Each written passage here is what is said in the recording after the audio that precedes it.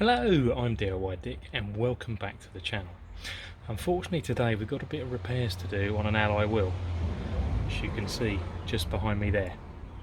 Yeah, that was my fault. That's going to be a bit of a pain to fix, but let's get the wheel off, get it cleaned, see what we got to deal with, and then see if we can make a repair. So taking a closer look, this, as you can see, is the main part of the damage to the wheel. You know, it's not really that deep. Obviously you can see some scuff marks there, and it's certainly taken a few little bits off the wheel, but it might be one that we don't actually need to put any filler in for. We'll have to rub that down and see what we can do. Obviously looking at that, there's no way you can polish that out or anything else like that. You know, it might need to be filled, and it's going to need to be painted as well. A few little marks here. Now these things may actually polish out. We'll have to try and see what that looks like. What I've done is I've actually put the wheel on a workbench, as I just find it so much easier if it's actually up at my height rather than sort of reaching or crouching down to actually get to it. So hopefully that will make life a little bit easier and everything a little bit easier as well to get to. What I've also been doing is soaking some of the wet and dry paper just in some water just for the last 20-30 minutes. Got various grades and various more in there. So I think what we'll do is we'll just start with this bit, which is a bit of 1200, just to see how we get on. So just applying sort of gentle to moderate pressure, and I just want to see how much we can cut through and start to flatten this down. This isn't really rough enough or damaged enough to even really start using filler, so I'm actually hoping that we might be able to just rub this flat with the right bit of wet and dry.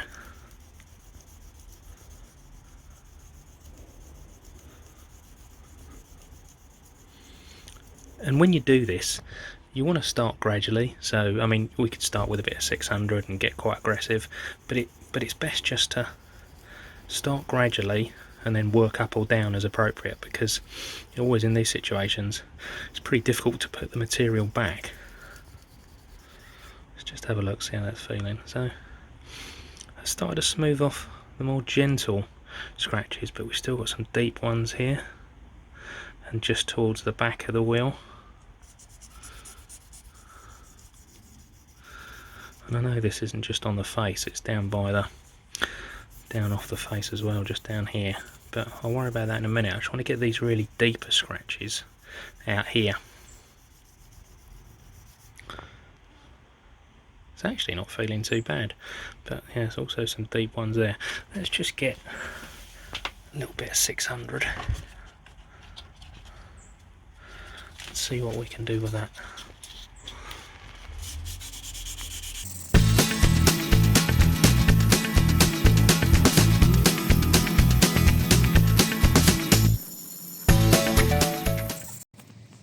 That's starting to feel very, very smooth.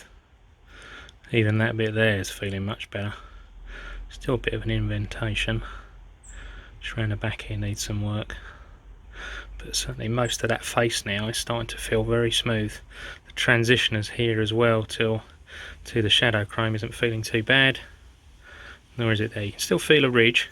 So we've got to get that down. Because if you can feel it and if you can see it when you paint it, all that's going to do is make it even worse. So about 25 minutes in, this is what we're left with. A very, very flat surface. I cannot feel any bumps or lumps in this at all, where there were a couple of scrapes just here, and also as well in the transition between the colours. It's all now completely smooth. Let's just clean it off a bit, and I can see even more clearly.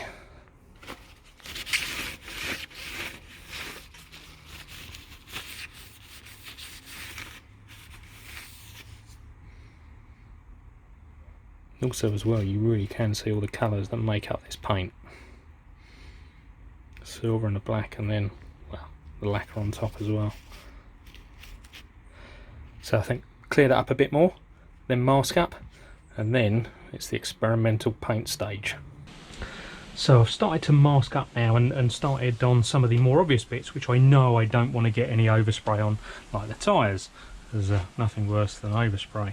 But I've actually got some of this, and what this is basically is just some IPA to ensure that there's no waxes or anything else or polish residue on the wheel, and this stuff does pong.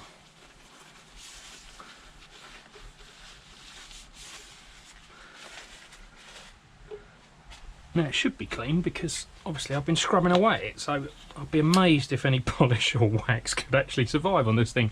But anyway, it doesn't hurt to be thorough. So with that done, the next decision is really where to start marking up, because when you start putting lines trying to stop the spray going any further, what happens is if you go up to that, the spray builds up on that line and then just basically doesn't look very blended in. It just starts to, raise the paint off from the existing paint you've already got there.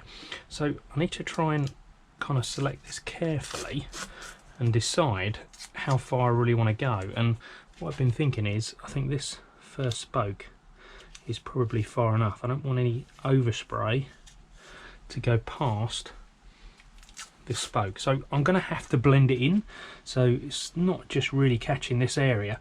I'm not sure if you can see it either, but this has got a bit duller where I've been using the wet and dry, so that's what we want, just to give it a key. So really what I'm just trying to do is make sure the paint covers this area here and round here, with just then very light smattering, if you like, just here and at the edges here. So that's my idea, that's the plan, and we'll see in a minute how that goes, but let's just finish masking up first.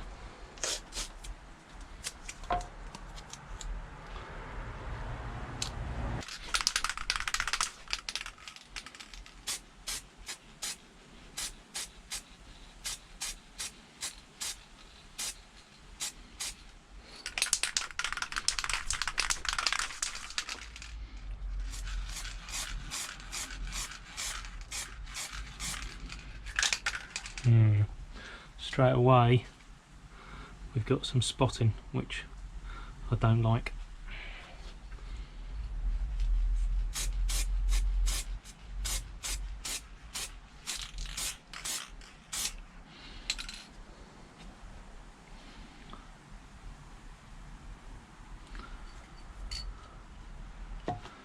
So straight away you can see one of the other problems. I've actually put too much paint down there and I've got a run, which again I'm gonna have to wipe off. It's one of the reasons I put this on the flat, to try and prevent that, certainly in terms of the main surface of the wheel. It's so much more difficult when the wheel's on the car to do things like this, but yeah, obviously that's a slightly more vertical surface than this, but just can't leave that. That's got to come off. Try going for the third time, but just try and lay down slightly less.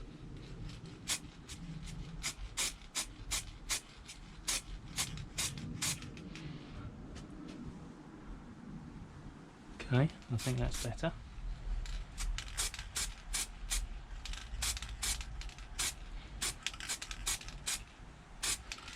Okay, time to try that silver again.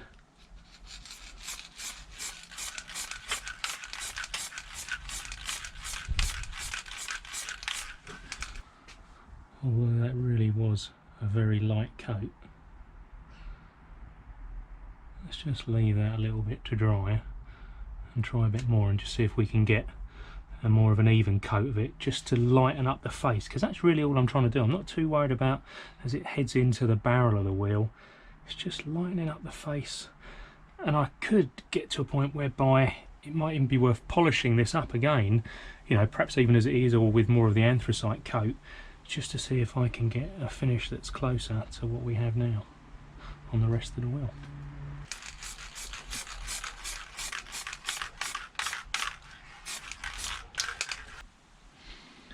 And one of the reasons I've not gone on to do the whole wheel is because I've obviously got 3 others on the car. So it's all very well looking at this bit and perhaps even considering this wheel as a whole. But the last thing I want to do is go through and paint another 3 wheels. So hopefully, you know, we'll be able to work with this and it'll do what we need.